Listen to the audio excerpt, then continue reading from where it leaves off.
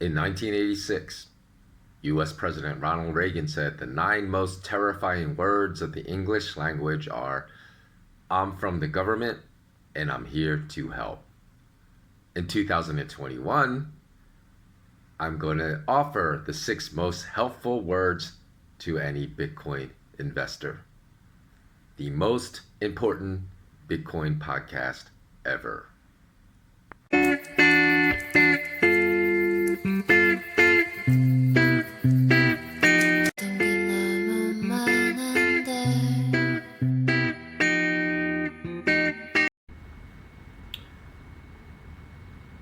I'm John Kim, and I'm the CEO of SK Wealth Academy, which is going to be a full 20 plus online academy course in which I fill in all the missing gaps of institutional academics today and teach you everything you need to know about building wealth that is absent from all MBA programs today. So let's get started. Today, actually, I am going to start up with a quick discussion of risk. Why? Well, proper risk assessment of asset price and ownership of assets is one of the least understood, but yet at the same time, one of the most critical components of investment success to understand. Now, I'll give you a perfect illustration of what I am talking about. When I have provided predictions of future soaring Bitcoin prices in the past, as I did just this past November, and I'll put the link to that prediction below in the podcast show notes so you can go confirm this yourself, the like to dislike ratio tends to be off the charts, at least 90% or higher. Now I'm saying that it tends to be 90% or higher, even though I've only given one Bitcoin prediction of soaring Bitcoin prices, is because I've, over the past 16 years, for those of you that follow me that long, since I've been posting content publicly about the investment world, you know that I've provided plenty of predictions of price assets in other arenas as well. And even for my patrons, you know that I was one of the first people to speak about Novavax, and that was an easy 10 bagger, meaning from the time I spoke about it last year as an asset that would soar in price, it went up by over 10 times the initial share price that I suggested purchasing it. Now, on the flip side of that equation is when I have given predictions of Bitcoin price crashes in the past, as I did at the end of 2017 when Bitcoin reached a peak of $20,000 and predicted a crash to $10,000, and then subsequently after that $10,000 mark was quickly reached, I gave another prediction that I was going to crash to $5,000. Now, when in the past when I've given such predictions, the dislike to like ratio again tends to be even more overwhelming than the like to dislike ratio upon my predictions of soaring Bitcoin prices. The dislike to like ratio upon my predictions of price crashes tended to be nearly 100%. So this is a simple illustration of confirmation bias in action. Say something people like, they will overwhelmingly thumbs up it. Say something they disagree with it, the dislike ratio will be off the charts. But in reality, the like to dislike ratio, or the dislike to like ratio, really has nothing to do with reality of risk, with reality being the key word. It only has to do with those that are upvoting or downvoting certain content, their perception of risk. So in both instances, these heavily skewed like to dislike and dislike to like ratios proves one thing, that most people's perceptions about risk are absurdly distorted, because risk existed in the price of Bitcoin in both instances in which I predicted soaring Bitcoin prices and crashing Bitcoin prices. So the fact that both of my predictions were correct is irrelevant to the situation. The like to dislike ratio should have never been absurdly slanted in one direction. It was only slanted in one direction because everyone that consumed that information has a predisposed, preconceived bias through which they perceived the information I was presenting, in which their assessment of real risk was completely wrong. Now, we live in a world today that is about 1/10 as soft as the world was when I was a kid. I was watching this podcast the other day and I heard somebody say that testosterone levels of 20-year-old American males today is the same level. This is crazy. It said the same level. I don't know if this is true because I was just listening to this podcast. I don't know how factual this is, but I'm saying if it's factual, it's crazy. And I know testosterone levels for American males have been just plummeting, but I don't know if it plummeted to this amount. They said the level of the testosterone levels of the average 20-year-old American male is equivalent to the testosterone levels of the average 69-year-old American man just 20 years ago. If that's true, that's absurd. And I know a lot has to do with obesity because you have poor nutrition and you don't take care of your temple, your body, and you stuff all kinds of junk food, low nutrition, high caloric calorie that does not fuel your body. Yeah, you're going to have the testosterone levels as a 20-year-old male that is the same as an 8-year-old girl.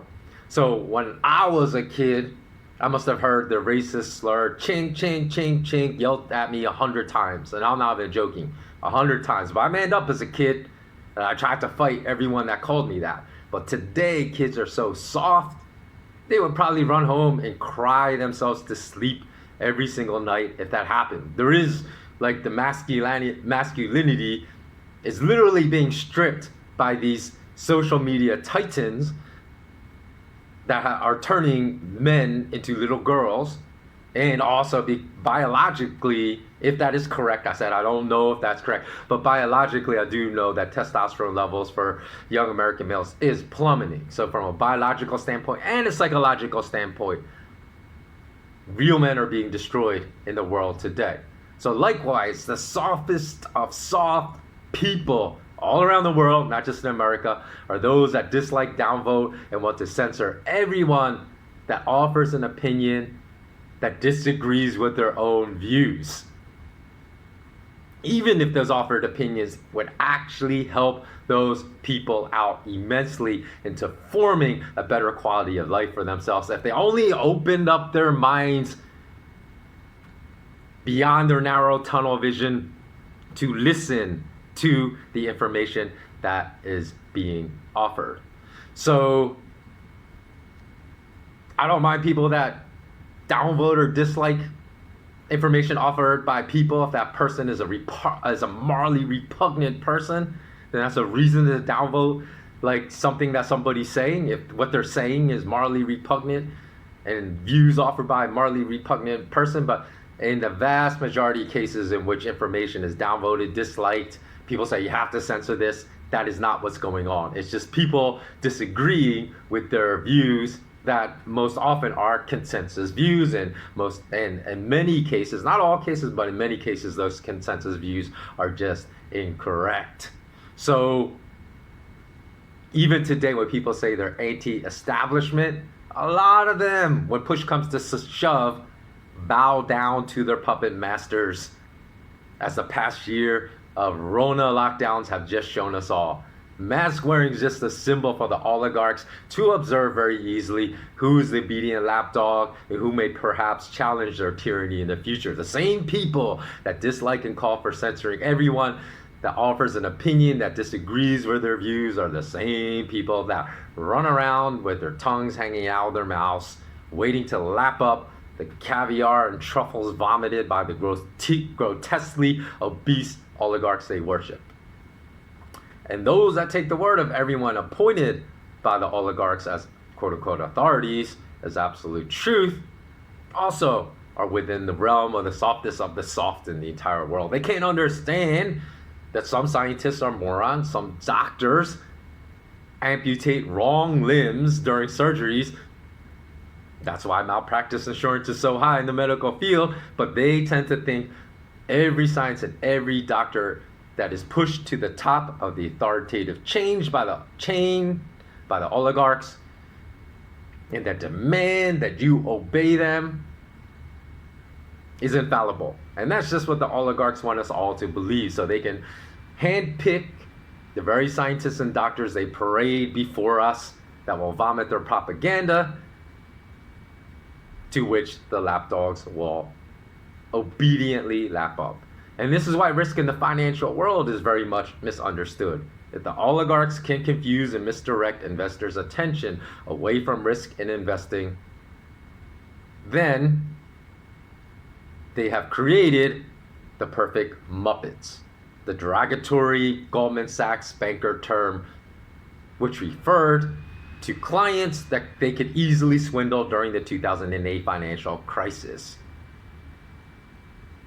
Because whether they are swindling people back then, or whether the thievery is occurring today in precious metals futures markets, cryptocurrency markets, or stock and bond markets, is irrelevant to them. They only wish to produce, by misdirecting people's attention away from important elements of investing, like proper risk assessment, to produce the perfect Muppet they can swindle. Consequently, because no one ever discusses risk that is real in Bitcoin markets, or at least I've never seen it happen in the cybersphere, that is why I spent hours together putting a 50-minute long podcast to discuss the real risk that exists in Bitcoin markets. Now, primary among this risk is the concession of control over Bitcoin's price to the enemy through the imminent expansion that has not yet happened of Bitcoin derivative markets, which will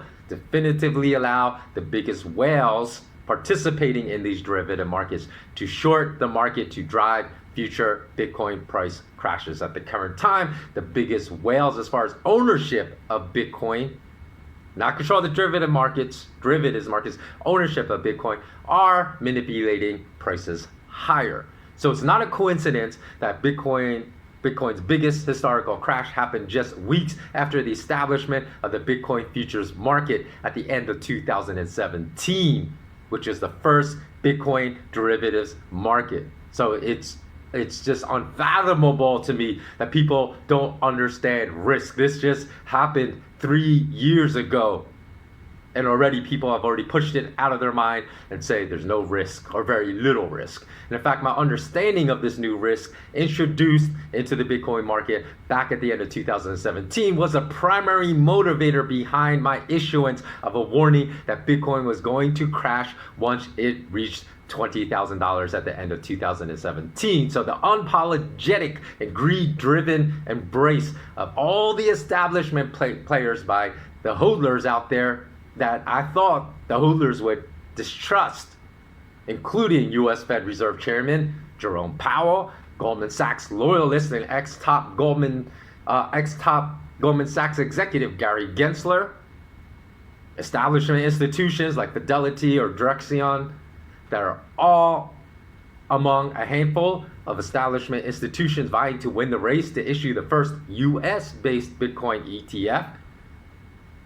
The fact that holders are embracing sleeping with the enemy, the concept of sleeping with the enemy, just so they could get a bump higher in Bitcoin price that will be short-term, illustrates to me a complete lack of understanding of risk in this market. Because when the US Bitcoin derivatives market grows much bigger, and I believe it will, this will be a Pandora's box over control over the price captured by the establishment players that will not let this all-important price control mechanism escape its grip.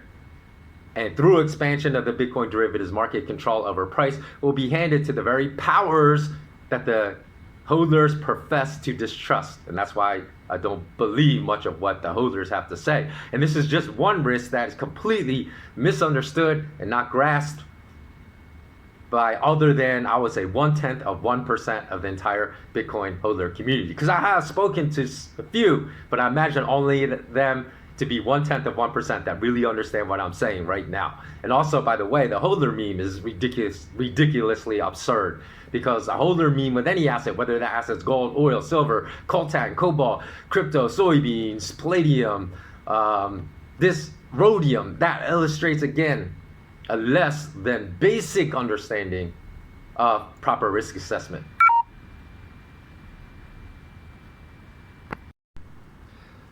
And because nearly every element of risk that currently is present in the Bitcoin markets will grow rapidly if the proliferation of Bitcoin derivative markets expand as I expect them to do in future years. I'm not really sure if the first US-based Bitcoin ETF is going to happen in 2021.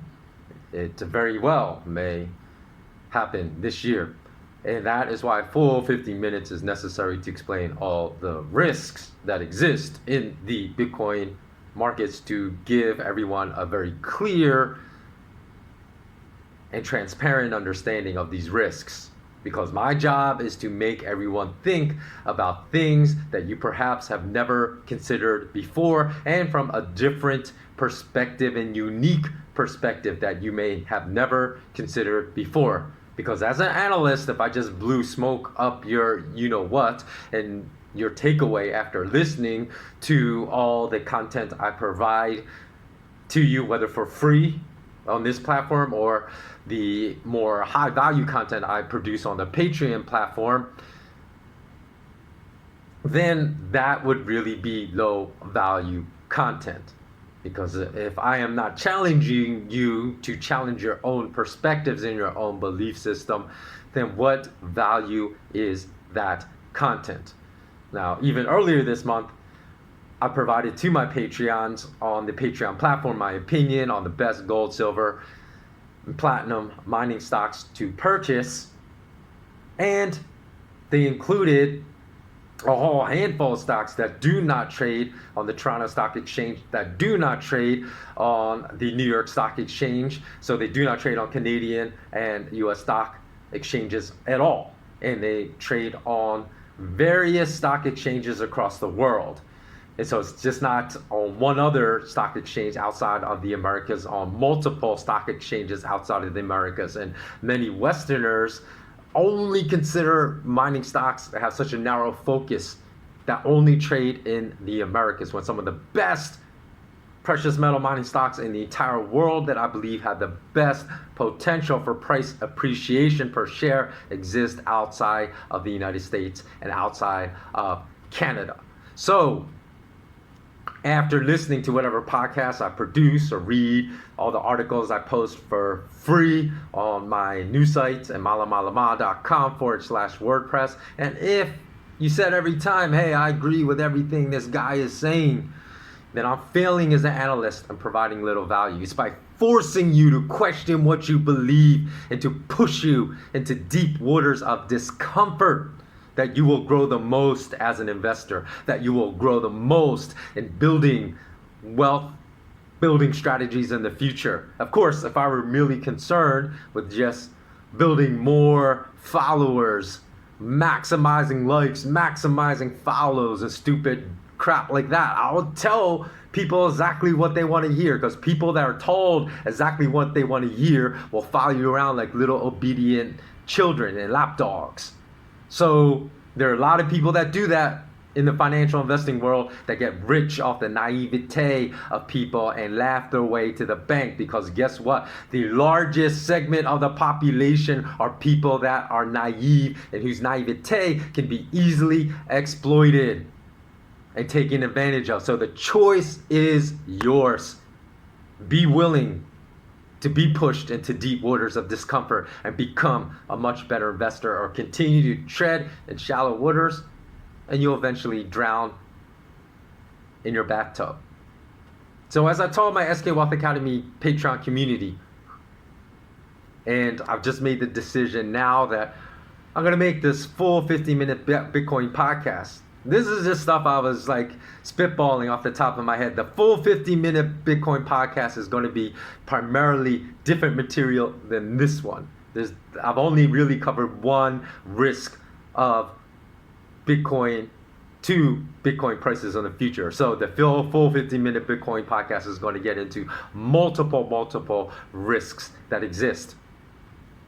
One should not be upset if you decide to come on board, become a patron. And even if you become a patron at the $10 a month membership level, which is, you'll see if you go to my Patreon page, it's called the benefactor member level. So anyone at the benefactor member level and higher will have access to this nearly 1 hour Bitcoin podcast for $10 a month. Is that worth the 16 years of free content I've produced on my news site? There's thousands of articles that I know people that invest in precious metals have gone back time and time again in reference. Because even sometimes when I have to look up things as I'm researching topics for new articles on precious metals, when I go to the internet, search for it, you know what comes up? Articles on my website, because nobody else has written about these topics. So one can't be upset if you listen to this whole podcast, you come on board and I present you with ideas and information that strongly push back against your own beliefs. Because sometimes people say to me, hey, you shouldn't be so straightforward on your commentary. You should ease up a little bit. And then more people will come follow you. Like I said, I don't want to be the Pied Piper. I don't need rats following me around town. Those that have trained with me in martial arts know I'm not going to do that. The one statement I'm most proud about by my former sensei, and speaking to him years after I left the US, was that in my class that he taught, full of active duty soldiers that had done multiple tours of duty, spec op guys like Army Rangers, was my sensei said he remembered me most for my intensity during training against all those military personnel. So you want to grow, you need to test yourself, you need to embrace struggle, period. So thanks so much for listening. Check the show notes below to see all the platforms where you can access my content for free. Because as I said before, that's urgent that you do that now and you subscribe to all this free content that you want, especially my free newsletter, because I have a feeling I'm going to be removed from the very platform you're watching this particular podcast right now shortly.